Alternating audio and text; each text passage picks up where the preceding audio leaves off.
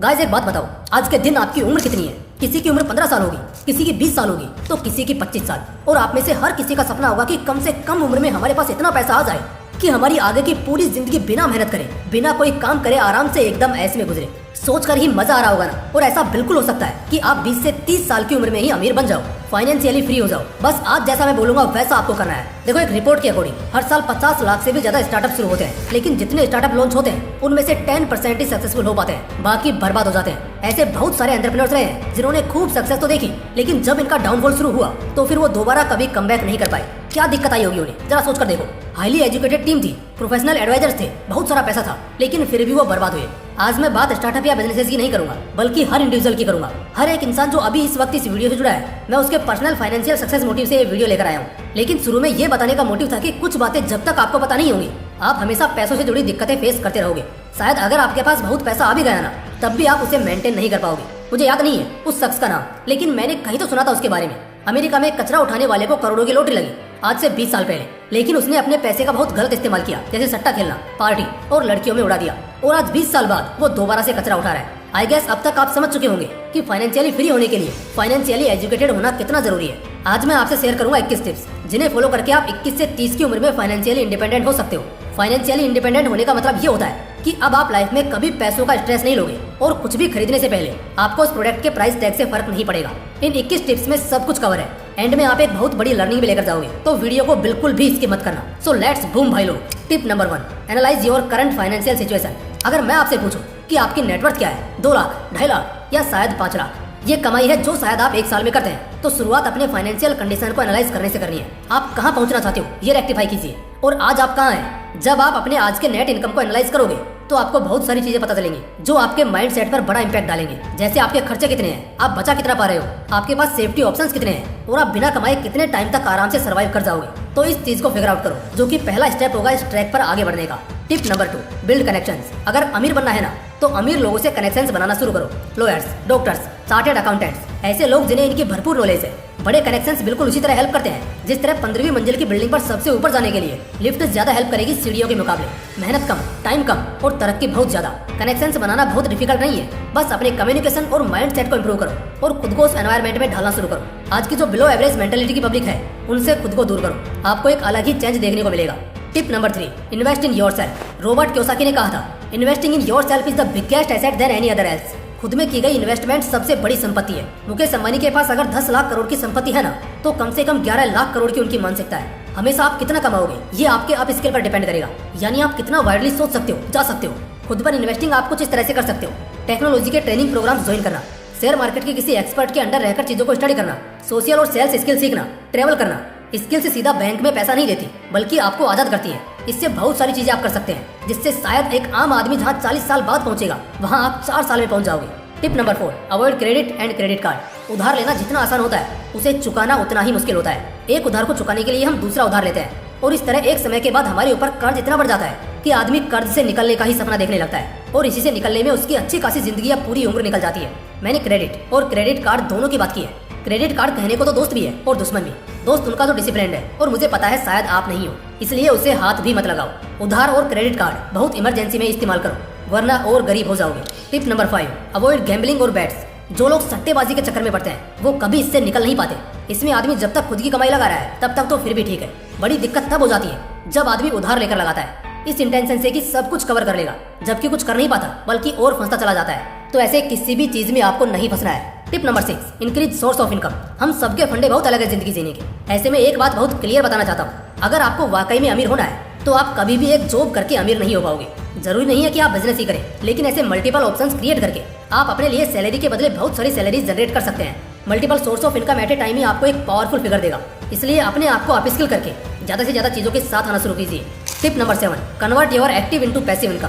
काम लेना है, कुछ समय करना है, फिर उसे दूसरों को सिखाना है और उन्हें हैंडओवर कर देना है, और फिर नया काम लेना है। ये होता है जब हम अपने एक्टिव को पैसिव इनकम में कन्वर्ट करते हैं। बड़े बड़े इन्फ्लुएंसर्स, बिजनेसमैन यही तो प्रोसेस देखते हैं। उन्हें पता है लोगों का इस्तेमाल करके पैसे कैसे कमाए जा सकते हैं। एक ही काम पर अगर एक्टिवली टिके रह गए, तो 1 लाख का शायद 1 लाख ही रह जाएगा, वो करोड़ तक कभी नहीं पहुंच पाएगा। लेकिन जब वो ऐसे छोटे छोटे डिविडेंड्स अपने लिए तैयार कर लेंगे, तो ये चीजें उनकी गैर मौजूदगी में भी उन्हें पैसा देती रहेगी, जिससे इनकी इनकम की कंपाउंडिंग होगी, वो भी हर महीने, और ये चीजें इन्हें खूब अमीर करेंगी। Tip number 8, invest in real estate. Real estate में इन्वेस्ट करना बहुत सेफ ऑप्शन माना जाता है। फायदा ये है कि आप अगर लॉन्ग टर्म में अपने लिए कोई फिक्स एसेट चाहते हो, शायद आपको रिस्क नहीं लेना मगर फिर भी अमीर बनना है तो समय लगेगा, मगर हाँ, रियल एस्टेट में की गई इन्वेस्टमेंट आपको बहुत हेल्प करेगी। कुछ लोग ना इसमें भी मास्टरमाइंड होते हैं, वो प्रॉपर्टी की बहुत अच्छी खासी जानकारी रखते हैं, जिससे उन्हें फ्यूचर में होने वाले वैल्यूज का पता आज की डेट में लगभग हो जाता है। ऐसा ना अंदाजा होना जरूरी है और ये चीजें रिसर्च और एक्सपीरियंस से आएंगे। तो अभी के लिए फॉर इनिशियल रियल एस्टेट में इन्वेस्टमेंट शायद रिच ना करे, लेकिन 10 को बाद मल्टीपल इन्वेस्टमेंट वेल्थ जरूर कर देगा। Tip number 9, upgrade yourself by 10x every year. हर तरह से खुद को हर साल 10 गुना तक अपग्रेड करो, बिजनेसमैन की तरह। बिजनेसमैन यही तो करते हैं। गौतम अडानी मुकेश अंबानी से पीछे थे। जहां मुकेश अंबानी $50 बिलियन की वेल्थ के साथ टॉप पर थे, वहीं अडानी $9 बिलियन के आसपास थे। लेकिन आखिर कैसे पिछले साल उन्होंने इतने बड़े डिस्टेंस को कवर अप कर लिया? अगर आपके पास कोई एसेट नहीं है इन बिजनेसमैन की तरह, तो मेरे भाई आप खुद ही एक एसेट हो। अगर आप खुद के मेंटालिटी को, पर्सनैलिटी को और स्किल्स को हर साल 10 गुना अपग्रेड करते चले जाओगे, तो अगले 5 साल बाद ही ये आपको इतना बड़ा रिटर्न देगा जिसके सामने करोड़ों रुपए का मुनाफा भी छोटा लगेगा। इसलिए हर साल खुद को अपग्रेड करो। Tip number 10, invest in long run games as startups. दोस्तों, आलिया भट्ट ने 2020 में नायका में 5 करोड़ का इन्वेस्टमेंट किया था और ठीक इसके 1 साल बाद उनके 5 करोड़ के शेयर्स की कीमत 53 करोड़ पहुंच गई। ये बात अलग है कि स्टार्टअप्स में इन्वेस्ट करना रिस्की है, लेकिन इसमें बहुत बड़ा स्कोप है। इसी वजह से जितने भी बड़े बिजनेसमैन होते हैं वो छोटे मोटे गेम में पार्टिसिपेट नहीं करते, बल्कि बड़ा खेलते हैं। स्टार्टअप्स में उनके मिलियन और बिलियन डॉलर्स का इन्वेस्टमेंट लगा होता है, जो कि उन्हें बहुत वेल्थी बनाता है। लेकिन दोस्तों, आप छोटी शुरुआत जरूर कर सकते हो। थोड़ा रिसर्च और मेहनत लगेगी और कुछ एक्सपीरियंसेस को पढ़ना शुरू करो, जिससे आप ऐसे मार्केट में इन्वेस्ट करोगे जिससे आप कुछ सालों में काफी अमीर बन सकते हो। Tip number 11, investment in government bonds. Government her financial year में बहुत सारे प्रोजेक्ट शुरू करती है। अब क्योंकि ये खुद गवर्नमेंट का प्रोजेक्ट है, तो सिक्योरिटी का तो कोई टेंशन नहीं है। आप उन प्रोजेक्ट्स में इन्वेस्ट कर सकते हो और हर साल रॉयल्टी के नाम पर आपको उन प्रोजेक्ट से रिटर्न मिलता रहेगा और साथ ही आपका इन्वेस्टमेंट वैल्यू भी बढ़ेगा। गवर्नमेंट बॉन्ड्स में इन्वेस्ट करना बहुत ही स्मार्ट मूव होगा, लेकिन इसके लिए टेक्निकलिटीज की थोड़ी जानकारी होनी चाहिए। Tip number 12, insurance is the best assurance. दोस्तों, एक बहुत बड़ा बिजनेसमैन था। वो शिप से एक्सपोर्ट और इंपोर्ट किया करता था। एक बार एक बहुत बड़ा डिजास्टर हुआ जिसमें शिप तहस नहस हो गया। करोड़ों के प्रोडक्ट्स थे, लेकिन स्टिल कोई नुकसान नहीं हुआ। बताओ कैसे? ऐसा इसलिए क्योंकि उसने अपने उन प्रोडक्ट्स का इंश्योरेंस कराया था। उसको क्लेम मिल गया और उसने बहुत सारा लॉस बचा लिया। एक शार्प बिजनेसमैन या फाइनेंशियली स्मार्ट इंसान सिर्फ प्रॉफिट कमाना ही नहीं, बल्कि लॉस को भी कम करना जानता है। मिडिल क्लास लोग इंश्योरेंस ना लेकर देर से ही सही, लेकिन फिजूल में बहुत सारा पैसा बाद में बर्बाद कर ही देते हैं, जो कि मुझे लगता है अगर पहले कर लिया जाए तो बहुत बेहतर रहेगा। इसलिए अगर आप थोड़ी भी अच्छी कंडीशन में हो तो इंश्योरेंस जरूर कीजिए। Tip number 13, budgeting. सपोज एक बड़ी सी बिल्डिंग बनानी है, तो क्या वो अपने आप खड़ी हो जाएगी? क्या कैसे भी बनाओगे तो चल जाएगा? पहले 10वें फ्लोर का काम शुरू करोगे तो क्या चलेगा? नहीं, उसके लिए पहले डिजाइन रेडी करना होगा, हर चीज फिक्स करनी होगी, हर चीज को सेट करना होगा, नहीं तो बिल्डिंग बनने से पहले ही गिर जाएगी। इसी तरह अगर फाइनेंशियल क्राइसिस नहीं फेस करना चाहते हो तो बजटिंग करना शुरू करो। पैसे कहाँ, कब और कैसे यूज कर रहे हैं, इसे प्रॉपर प्लान करो। और जब तक तुम एलिट स्टैंडर्ड में नहीं पहुंच जाते हो, तब तक खर्च को कम और पैसे को सिर्फ और सिर्फ बढ़ाने पर दिमाग लगाओ। इसे प्रॉपर बजटिंग कहते हैं, जहाँ खर्च कम और कमाई ज्यादा हो। Tip number 14, diversify your investments. दोस्तों, अपने इन्वेस्टमेंट्स को डाइवर्सिफाई करना शुरू करो। डाइवर्सिफाई करना एक रिस्क मैनेजमेंट स्ट्रेटेजी होती है, जिससे आपका फायदा तो ज्यादा होता है, प्लस नुकसान होने के चांसेस भी बहुत कम होते हैं। इसका यह मतलब होता है कि किसी भी एक एसेट में पैसा लगाने से बेहतर है अलग अलग एसेट क्लास में पैसा लगाया जाए। आपका इन्वेस्टिंग पोर्टफोलियो एक मिक्स ऑफ इन्वेस्टमेंट का होता है, जिससे अगर किसी एक में नुकसान भी हुआ तो दूसरे का फायदा आपको फिर भी फायदे में रहेगा। फॉर एग्जाम्पल, अगर मैंने 1000 रुपए का एक शेयर खरीदा और अगर कंपनी लॉस में गई तो मैं भी लॉस कर जाऊंगा और मेरे पास कोई बैकअप प्लान नहीं होगा। एट द सेम टाइम, अगर मैं उन 1000 रुपए के 10 अलग अलग शेयर खरीदता हूँ तो अगर प्रॉपर कैलकुलेशन करा है तो सारे मुझे फायदा देंगे, लेकिन अगर किसी ने नुकसान भी दिया तो दूसरे की वजह से रिकवर हो जाएगा और मैं प्रॉफिट में रहूंगा। अब ये तो इम्पॉसिबल है ना कि 10 की 10 कंपनीज एक साथ बैंकरप्ट हो जाए। और अपने इन्वेस्टमेंट को डाइवर्सिफाई करने का मतलब 10 अलग अलग कंपनीज में ही पैसा लगाना नहीं होता, बल्कि इसका मतलब आप एसेट के अलग अलग क्लास में इन्वेस्ट करते हो, जैसे stock, vehicles, other business, gold, jewellery, inventories. इसमें आपको लॉन्ग टर्म प्लेयर की तरह खेलना होगा। तो ट्रस्ट में, थोड़े पेशेंस के साथ आप बहुत ज्यादा अमीर हो जाओगे। Tip number 15, seek professional advice. एक बात को चाहे कितना भी झुठला लो, लेकिन एक सच कभी नहीं बदलेगा कि आप फ्रेशर होकर जोश में तो खूब हो सकते हो, लेकिन एक्सपीरियंस के मामले में किसी प्रोफेशनल से कम ही रहोगे। ऐसे में प्रोफेशनल एडवाइस लेकर काम करना ही बेस्ट है। जैसे सीए हो गए, इन्वेस्टमेंट बैंकिंग या बैंकर्स, या फिर एडवोकेट्स, बिल्डर्स, इन सब लोगों से कनेक्शन बनाओ। और अगर थोड़े पैसे लगे भी तो चलेगा, मगर इनसे एडवाइस लेना शुरू करो। इसके 2 फायदे होंगे, एक तो कम लॉस खाओगे और दूसरा आउटकम्स अच्छे मिलेंगे।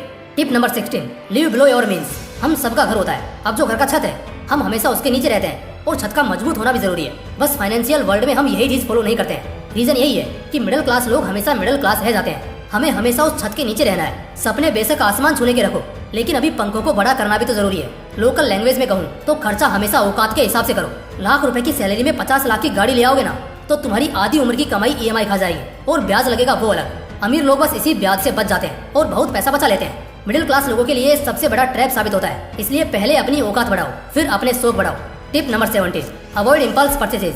जरूरत में और दिखावे के लिए कोई चीज लेना माइंड सेट को साफ साफ अलग करता है। ऐसे खर्च को एकदम अवॉइड करो जो बेवजह है, फिजूल है, जिनका जुनून शायद एक हफ्ते या एक महीने में उतर जाएगा, जैसे कोई महंगा फोन, घड़ी या जूते। इसलिए एक इन्वेस्टर ने कहा था, अगर आप किसी चीज को खरीदना चाहते हो जिसमें आप कंफ्यूज रहो तो बस एक महीना रुक कर देखो। अगर एक महीने बाद भी उसे खरीदने का ख्याल आए तो खरीदो, वरना रहने दो। इससे आप बहुत सारे गैर जरूरी खर्चों से बच जाओगे। Tip number 18, enjoy on dividends rather than income.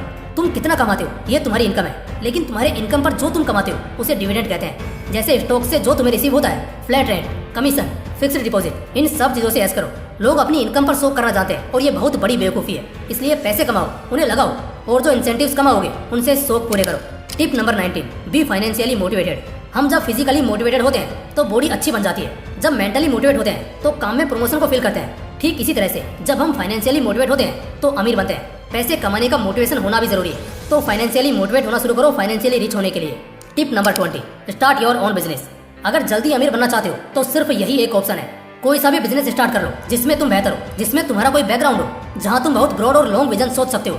Market trend पता करो और इसके अकॉर्डिंग कैपिटल कलेक्ट या राइज करके बिजनेस शुरू करो। देखो दोस्तों, अगर सिर्फ खुद की सिक्योरिटी चाहते हो तो बाकी सभी आइडियाज फिट बैठेंगे, लेकिन अगर चाहते हो तुम्हारे बच्चे भी वेल सेटल रहे और तुम एक वेल्थी फैमिली क्रिएट करो तो बिजनेस ही एकमात्र ऑप्शन है। Tip number 21, go to business school. बातें एक तरफ और एक्सपर्टीज एक तरफ। घर के बाथ टब में नहाना और स्विमिंग पूल में नहाना फर्क तो है। ठीक उसी तरह बात अगर बिजनेस सीखने की हो तो थोड़े पैसे जमा करो, फिर उसके बाद किसी सिलेक्टिव और एक्सीलेंट फीडबैक वाला बिजनेस स्कूल ज्वाइन करो। वहाँ तुम्हें बहुत सी बेटर लर्निंग्स मिलेंगी जिससे तुम्हें सालों का फायदा अगले 2-5 सालों में हो सकता है। लेकिन इससे पहले थोड़े बेसिक्स पता होने चाहिए, साथ ही थोड़ा पैसा भी होना चाहिए। तो पहले इसे अरेंज करो और जस्ट गो फॉर इट। दोस्तों, ये वीडियो बनाने में काफी मेहनत लगी है, तो अगर आपने इस वीडियो से कुछ अच्छा सीखा है तो इसे एक लाइक करके अपने दोस्तों के साथ शेयर जरूर करना। बाकी फिर मिलते हैं इसी तरह के एक और इंटरेस्टिंग वीडियो के साथ। जय हिंद, जय श्री कृष्णा।